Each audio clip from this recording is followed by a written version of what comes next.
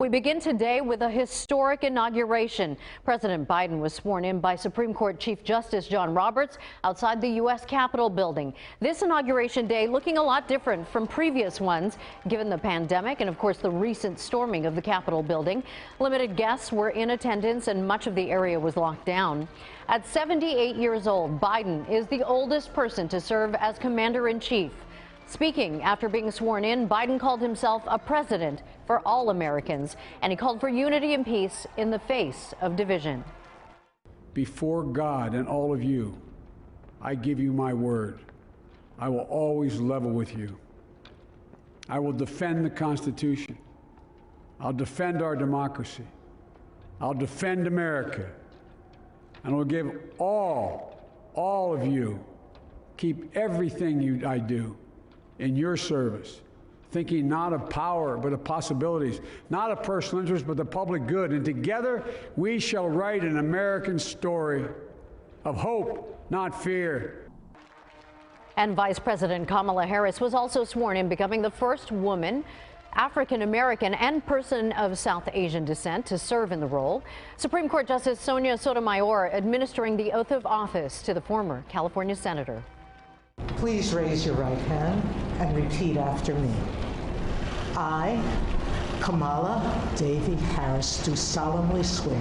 I, Kamala Devi Harris, do solemnly swear. That I will support and defend the Constitution of the United States. That I will support and defend the Constitution of the United States. Against all enemies, foreign and domestic. Against all enemies, foreign and domestic. That I will bear true faith and allegiance to the same.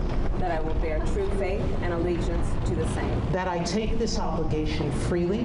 That I take this obligation freely. Without any mental reservation or purpose of evasion. Without any mental reservation or purpose of evasion. That I will well and faithfully discharge. That I will well and faithfully discharge. The duties of the office on which I am about to enter. The duties of the office upon which I am about to enter. So help me God. So help me God.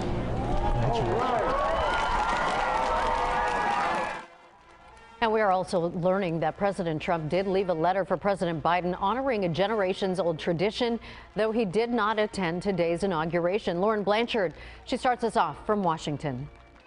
President Joe Biden and Vice President Kamala Harris have officially begun their term. They say they want to unite the country while moving forward with their agenda. So help me God. Congratulations, Mr. President. With those words, the 46th President of the United States officially takes office. President Joe Biden sworn in by Chief Justice John Roberts, and the nation's first female Vice President Kamala Harris sworn in by Justice Sonia Sotomayor. But the new administration enters their roles with a divided nation. Politics doesn't have to be a raging fire, destroying everything in its path. We have to be different than this. America has to be better than this. And I believe America is so much better than this. This year's inauguration heavily guarded by thousands of National Guard troops and other law enforcement. About 1,000 people were invited to the ceremony, mostly past and current members of Congress, family and friends, as well as former presidents Clinton, Bush and Obama, and former Vice President Mike Pence. However, now former President Trump did not attend. He and the First Lady are already at home in Florida. I wish the new administration great luck and great success. I think they'll have great success. Before leaving the White House, in keeping with tradition, former President Trump left a note for his successor.